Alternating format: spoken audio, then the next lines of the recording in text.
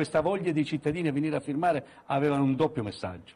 Un messaggio politico e un messaggio di tecnica elettorale. La tecnica elettorale, cioè questa legge elettorale è una legge porcata, perché così l'ha chiamato Calderoli, e cioè una legge che permette di mandare in Parlamento gente che si sceglie soltanto 4, 5, 6 segretari di partito. Tra questi poi è chiaro che può capitare di tutto. Mentre io ho notato, e c'era a raccogliere le firme, cioè i cittadini stanno oscillando fra l'antipolitica e la voglia di riappropriarsi della politica. Ero lì con i miei dell'Italia per raccogliere firme.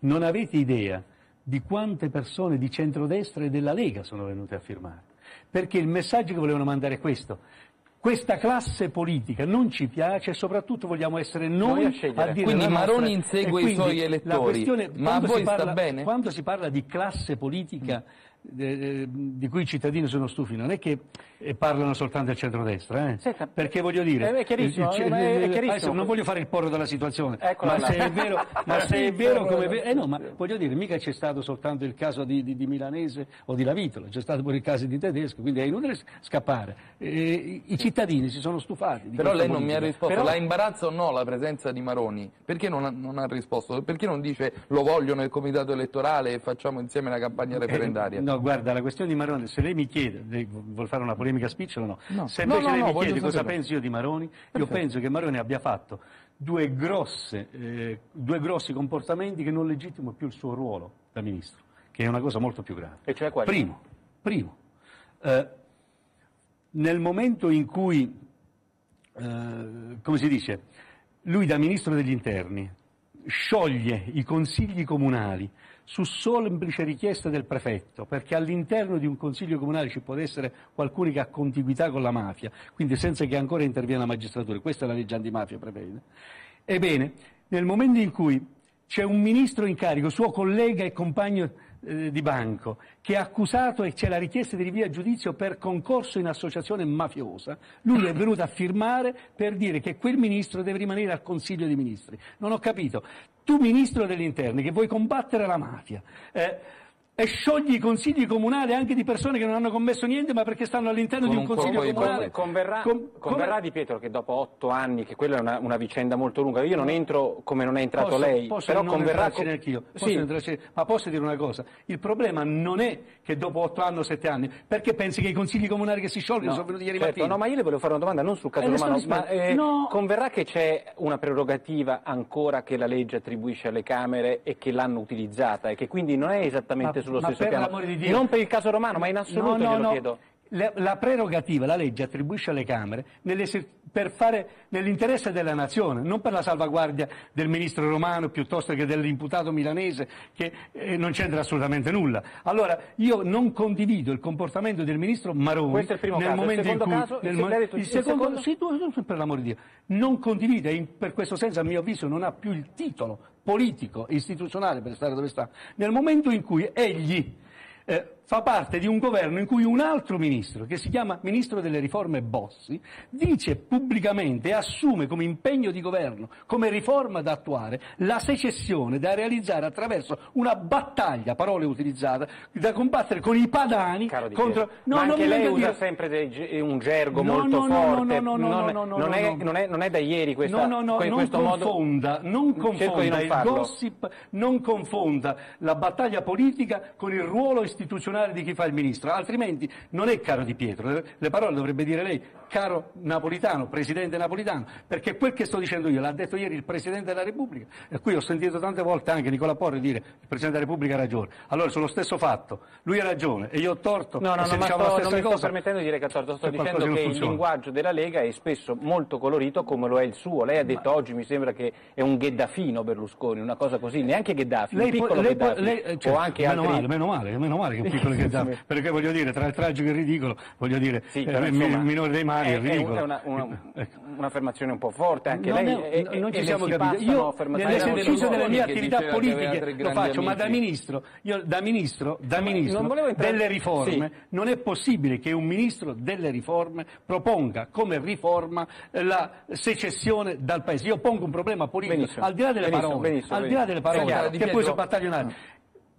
Voglio dire, Io sono dell'idea che c'è una cosa di buono, abbiamo l'unità d'Italia, ma pure quella dobbiamo disgregare. Di Pietro, volevo chiederle invece, Porro non ci vuole entrare perché per lui è un terreno minato, perché lui col garantismo copre un po' tutto, invece io volevo chiederle di entrare... È un conflitto di interessi, dici? No, ma conflitto di interessi vorrebbe dire denomilitarlo, è una simpatia di appartenenza che a volte lo annebbia un pochino. Invece io volevo chiederlo, il ministro Romano... di resipiscenza operosa. Come la chiamata? Resipiscenza operosa? Prima che va a finire il malore si può anche ricredere. Non mi ricredo. Invece io le volevo chiedere, visto che è stato l'argomento forte di questa settimana, perché secondo lei il ministro Romano andava consegnato alla giustizia e a una richiesta molto forte di una misura No, il ministro Romano già è consegnato alla giustizia e seguirà il suo corso. Non confondiamo le due cose, non facciamo credere ai cittadini, mica c'era una misura cautelare il ministro Romano, mica c'era niente. No, però la possibilità di indagare. Lo stanno già facendo. No, tranquillamente. Non fare come la Gelmini che ha detto che c'è il tubo da Ginevra qua. Lei voleva il voto. Sta venendo dalla parte mia.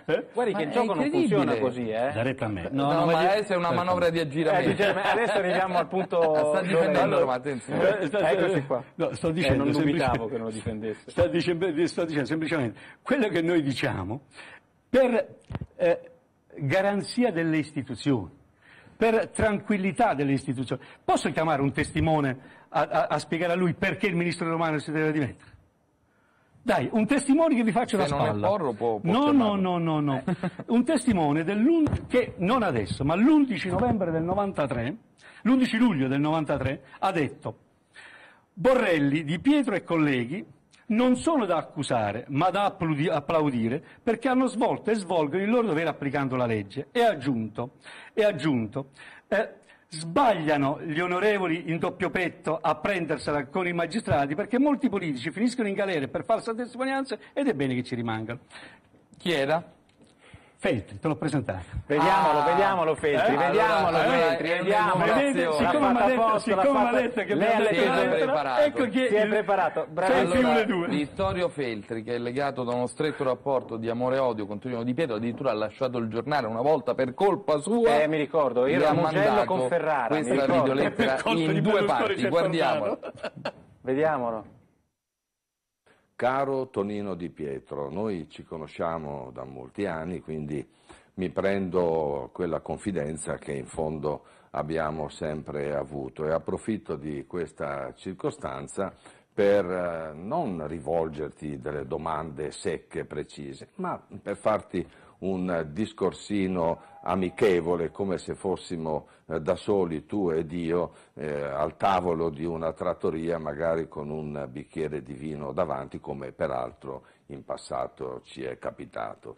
Ecco, vorrei dirti questo: tu sei stato un grande magistrato, credo di essere stato il primo a intuirlo quando ancora eravamo a Bergamo, io come direttore di Bergamo Oggi e tu come principiante pubblico ministero.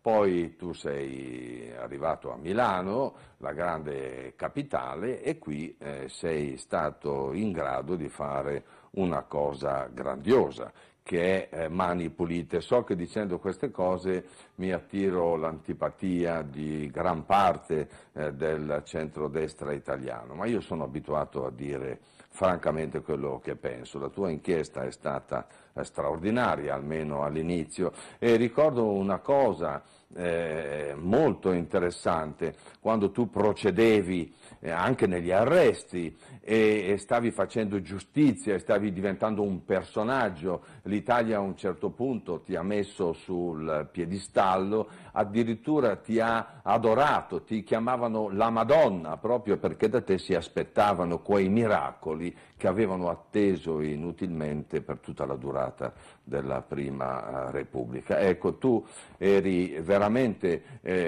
l'uomo della speranza, e quando io vidi che cominciavi a stringere la vite e andavano a finire in galera tutti quanti, i socialisti, i liberali, i repubblicani, i democristiani, una strage di democristiani. Io pensavo veramente che tu saresti riuscito a fare piazza pulita, sia pure commettendo degli errori, perché tu sei anche andato avanti un po' così, un tanto al chilo, questo ce lo dobbiamo dire, hai commesso anche qualche errore, ma di questo non vorrei parlarne, però proprio perché io vedevo che tu eri in grado di ripulire anche gli angoli più reconditi di questa pseudodemocrazia, mi decisi a rivolgerti una domanda. La domanda era questa: ma scusa caro Tonino, come mai arresti tutti, proprio tutti, quelli del CAF, si chiamava così, cioè il cosiddetto centro-sinistra, ma i comunisti li lasciavi stare, li lasciavi perdere. E io ero preoccupato di questo, perché io sono sempre stato anzitutto anticomunista e quindi non capivo come mai in un sistema di tutti ladri i comunisti invece fossero da te un po' trascurati. E allora la domanda era: ma quando, Tonino, ti decidi a sbattere in galera qualche comunista che tu stesso mi hai detto che facevano le stesse cose che facevano gli altri, cioè rubavano quanto gli altri, parole tue? E tu mi rispondesti con grande franchezza: tempo al tempo, vedrai che comincerò anche con loro e essi faranno la stessa fine che hanno fatto gli altri, parole tue. Fa anche retroscena Feltri, adesso deve dirci se è vero che avevate questi incontri nella stessa un bicchiere di vino. Uguale, tutti uguali. Guarda, io ricordo con, diciamo così, con molta nostalgia, oserei dire, alcuni incontri e dialoghi di persone che mi hanno insegnato molto. Ricordo alcuni pranzi, colazione di lavoro, cioè nell'intervallo del lavoro, con Intro Montanelli. C'era un noto avvocato milanese che ci faceva da interfaccia. No, non era D'Aiello.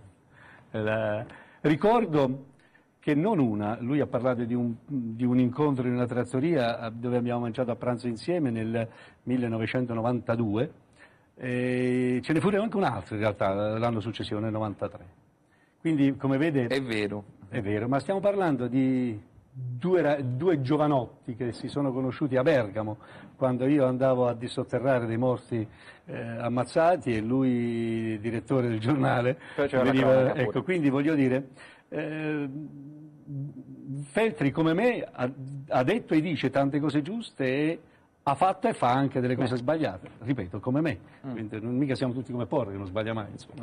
Ma lei oggi ce l'ha con me. Ma noi ce l'ho con lui. Io vengo qui, c'è la dottoressa Costamagna, si presenta lui. Come voglio dire, benedetto il Signore. Allora, stabilito questo, il problema, allora, caro Feltri, ti scrivo. Eccola la controletterina. Voglio dire, tu lo sai meglio di me che l'ultima parte che raccontate ci hai marciato sopra, perché è vero, quando abbiamo fatto Mani Pulite, lo abbiamo fatto noi dell'Italia, noi del pubblico, no, per l'amore di Dio, per questo siamo umani, altrimenti saremmo di Patria Eterna. Allora, quando a Milano abbiamo fatto Mani Pulite, abbiamo fatto nel cercare di scoprire tutti i reati. Adesso, voi immaginatevi, noi abbiamo scoperto reati di tutto e di più commessi da personaggi pezzi da 90, che mi facessi paura di occhetto, insomma, mi pare un po' una cosa che non ha né capo. Allora, stia attento, deve rispondere alla domanda. Sto facendo il Di Pietro. Feltri le ha chiesto perché ha risparmiato la sinistra, lei ci ha soltanto risposto che è andato un paio di volte a cena con Feltri. Non è colpa mia se avete dato il break. Risponda. Non essere inquisitorio. Lei deve rispondere. L'ha risparmiata questa sinistra come di tutta evidenza? Mi piacerebbe a fare il Di Pietro, ad Anash. Sì, per carità. Ad Anash. Allora, tornando a noi. Vada.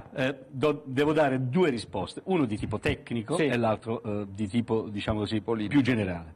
Primo, no, politico no, adesso le inchieste non ci sta. E non lo interrompere, se no non ci risponde sulla sinistra. Sul piano tecnico, è sbagliata l'affermazione di Feltri laddove dice che noi non abbiamo proceduto, soprattutto laddove vuol far credere che non abbiamo voluto procedere. io e il pool di Milano abbiamo proceduto per tutto ciò che era procedibile ancora nei confronti del PC, allora PC.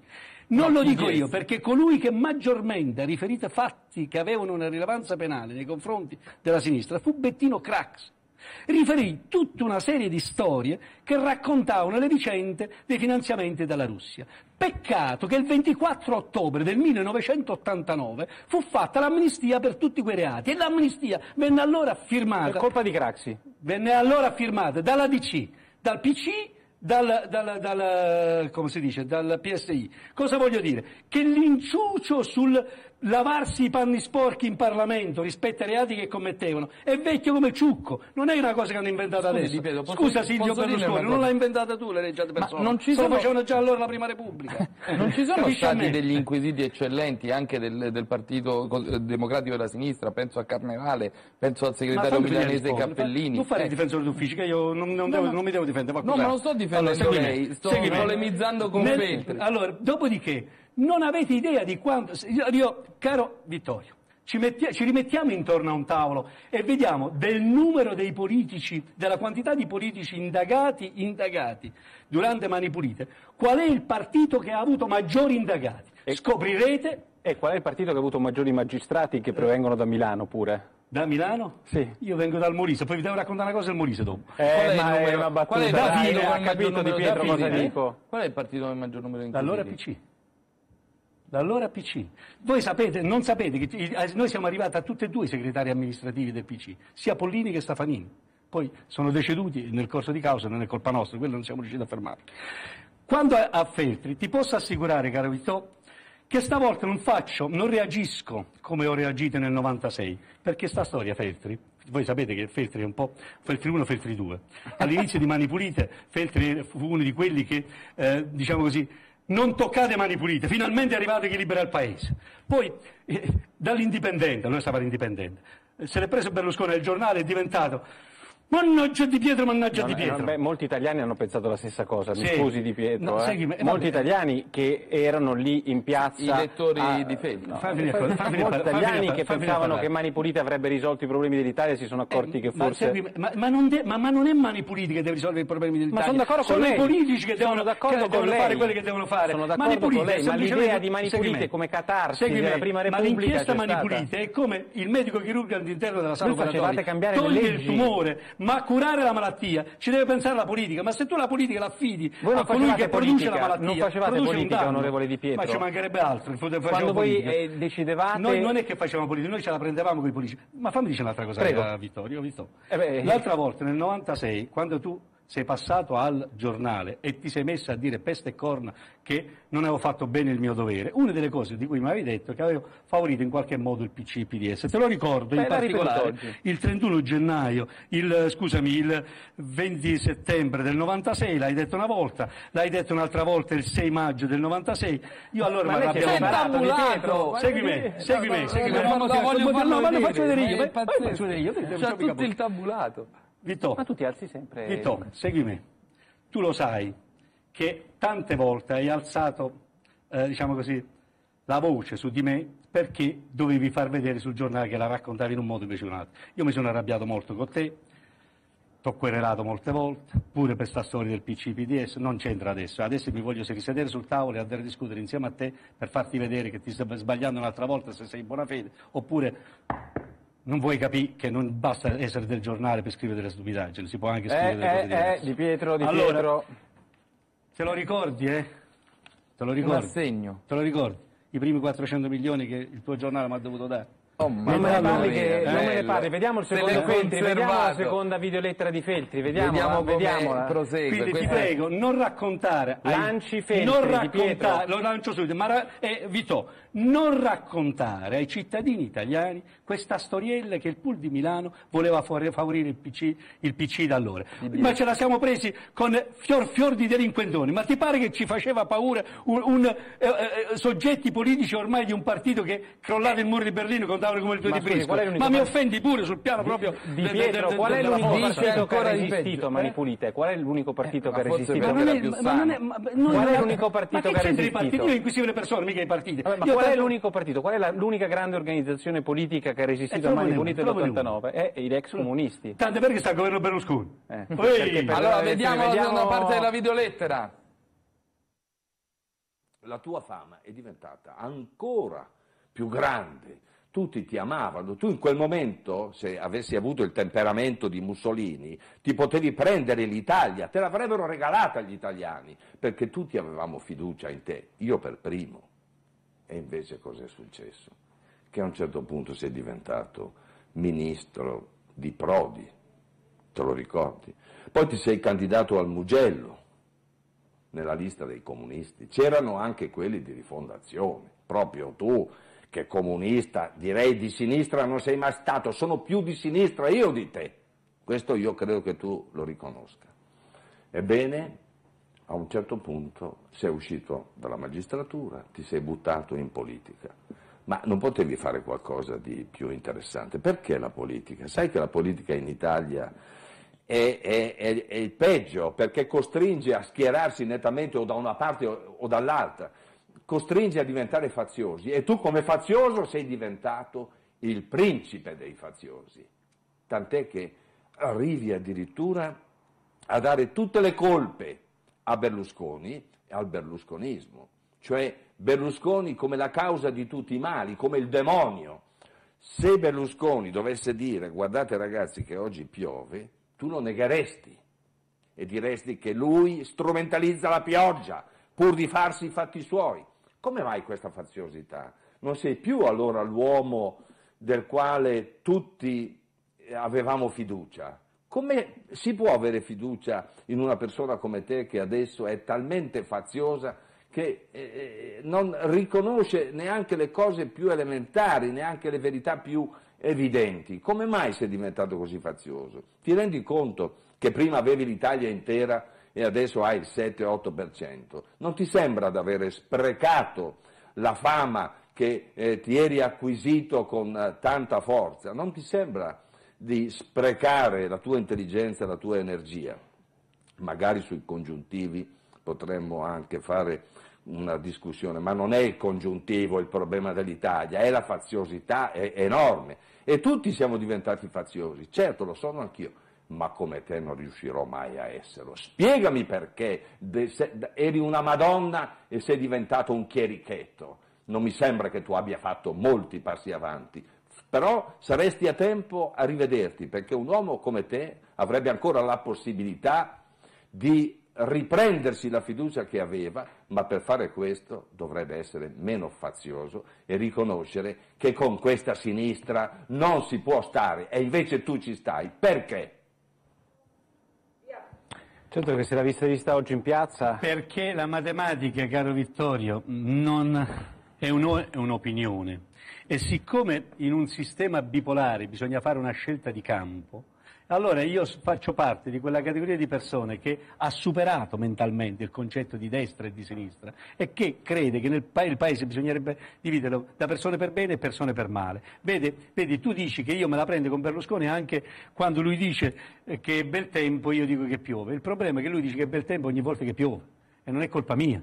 Questo io che contesto il fatto che se siamo ridotti in queste condizioni, siamo ridotti in queste condizioni perché tutti i giorni teniamo occupate le istituzioni per occuparsi di cose personali e non di cose del Paese. Settimana prossima, ci dobbiamo occupare del processo lungo. Ci dovremmo occupare invece forse di riforma, soprattutto di rilancio di tutti quelli che sono i problemi dell'economia del Paese. E invece, siccome a lui serve il processo lungo, perché deve arrivare alla prescrizione, siamo tutti impegnati per questo. Allora, domani, settimana prossima non è bel tempo, settimana prossima piove il governo ladro, come si dice dalle mie parti. Allora, tu mi dici avevo in mano il paese e che potevo avere diciamo così, fare come Mussolini che aveva conquistato il paese. Sono orgoglioso di non averlo fatto. Io da giudice ho fatto l'arbitro, sono sceso, una volta finito l'arbitro, sono sceso a giocare la mia partita e sono diventato un uomo di parte, e come un uomo di parte, cioè all'interno del centro-sinistra è chiaro che vengo giudicato e metà spalto già mi ha detto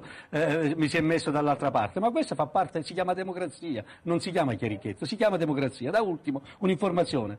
Vitto, mannaggia gli anni che passano, ma non te lo ricordi tu al Mugello? Al Mugello io non mi sono candidato con i comunisti, Rifondazione Comunista ne aveva candidato un altro. Curzi era candidato con. Io mi ero candidato con l'Ulivo, non col comunista, non ti sbagliare a raccontare le cose che non vanno bene. E infine. Con la sinistra erede del PC. Ma guardi che ancora adesso io sono nel centro-sinistra ed è una scelta di campo in un sistema bipolare. No, Di Pietro, scusi, no, perché adesso a parte, mi spiace interromperla sulla questione, però obiettivamente una parte d'Italia pensava che lei avesse un animo moderato e vederla nella piazza della sinistra, che è legittimo ovviamente per la sinistra, obiettivamente quella di cui si trovava oggi, intendevo oggi. Ma anche allora il candidato era quello dell'Ulivo. Certo. Ma forse allora voglio essere ancora più chiaro. Ma è una legittima, cioè, sta dicendo lei non ha il diritto di andare a piazza. No, Teresa, non hai capito. Io tu non sei di sinistra, questo sto dicendo. Allora posso rispondere? Semplifica e fa bene. Posso rispondere? Hai ragione, io ho fatto un partito e sono promotore e presidente di un partito che si chiama Italia dei Valori, certo, che a livello delle famiglie europee fa parte dei liberal democratici europei, la liberal democrazia, e che di più.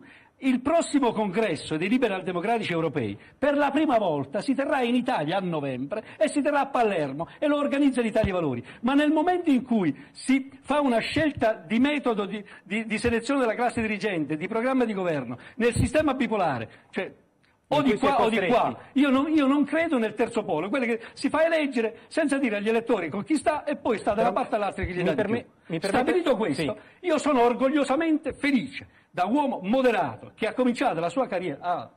Sai come ho cominciato io a aprire gli occhi?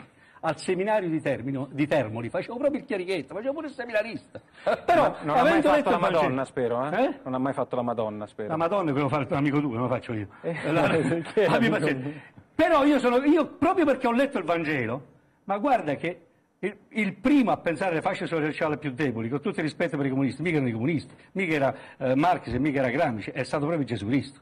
Allora rimettiamo insieme le cose come si devono e facciamo in modo che il mondo, la liberal democrazia, anche il nuovo capitalismo non sia un nuovo feudalesimo, sia un capitalismo dove tutte le persone hanno una dignità e un diritto e non che il lavoratore sia una cosa da usa e getta. Questa a me pare che sia una cosa molto, Di Pietro, molto ma da valutare. governare come ha fatto lei è stato ministro, vuol dire fare scelte importanti, decidere, avere un'idea precisa. Ma immagino una lettera della ritrovo delle lettere da alcuni imprenditori che fanno parte dell'ANCI, quelli che hanno fischiato a Matteo. Sai cosa mi hanno detto? Te lo dico in tedesco. Ma quando c'eri tu, speriamo che torni tu al più presto. Hanno fiutato che torni quando c'era lui. Onorevole Di Pietro, c'è stata una polemica molto grossa anche nel suo partito, in Molise, intorno a un tema che lei conosce benissimo, la candidatura di suo figlio nell'Italia dei Valori. Allora vorrei che, siccome è la prima volta dopo che c'è stata questa polemica che viene ospite pure qua, lui si sbaglia, che spiegasse... No. Se è giusto, perché è un problema, no? Questo di tutti i leader che poi portano i loro figli in politica o ne favoriscono la carriera. È giusto o no che Cristiano sia candidato? Assolutamente ingiusto che sia favorito. Sicuramente legittimo e doveroso che tutti quanti, anche i figli dei politici, possono esercitare un diritto costituzionale. Ed infatti stiamo parlando non di un figlio di un politico, stiamo parlando che è stato messo in qualche listino, stiamo parlando di una persona che deve prendere le preferenze.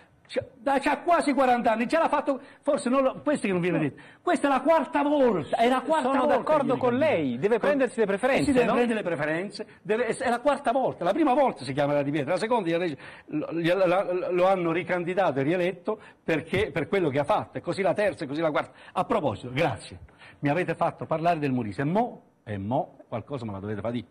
Sostenete un candidato che viene dal centrodestra? No, segua a me, questo per farti capire che è finito questo schematismo comunisti e non comunisti. Qui dobbiamo guardare le persone di cui avere fiducia e quelle di non avere fiducia. Vi posso dire due chicche del Molise, che non c'è, tranquillizzati, non è una questione politica, ma due chicche ve lo dico. Tranquillissimo di Pietro. Allora, la prima cosa, hanno fatto una legge, questo governo, buono, lo ha confermato, c'era già dal 90 che c'era, 91 quant'era, adesso l'anno esatto non me lo ricordo, ma questo governo l'ha confermato, ha tolto tante leggi che non gli piacevano, questo non l'ha tolto. Che dice che i presidenti delle regioni sono quelli che sono responsabili del bilancio regionale. Se il bilancio regionale va in rosso, va in deficit, c'è l'insolvenza del bilancio regionale e il governatore, cioè il presidente, non si può più ricandidare. È una cosa giusta, perché tu non puoi affidare a un fallito, lei che fa sempre le cose economiche, eccetera, che è bravo, allora lei sa meglio di me che quando c'è l'insolvenza viene dichiarato il fallimento e mai e poi mai viene in mente a qualcuno di riaffidare al fallito la gestione dell'impresa. Ci va il curatore.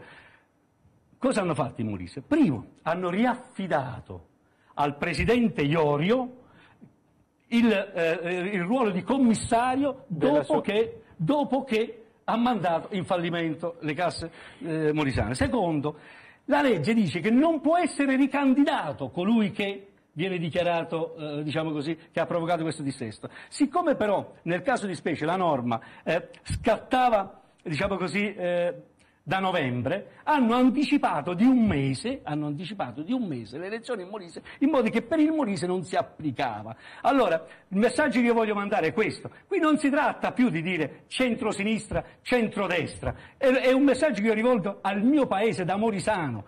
Ma non riaffidate più il pronto soccorso a Dracula, non riaffidate più quel che è, diciamo così, la gestione di un territorio a chi questo territorio in questi anni ha provocato un sacco di danni. Ho sentito la pubblicità, c'è presente che sotto elezioni, ma no, tutti... Ma lei sta facendo un comizio adesso? No, ma è una cosa, vale per tutti. Ma sentite, la pubblicità, cosa dice? C'erano tutti, si vedevano tutti gli assessori uscenti che dicevano, nel Molise non va bene, votate me che lo metto a posto. È 20 anni che fai l'assessore, quando lo metti? Senta Di Pietro.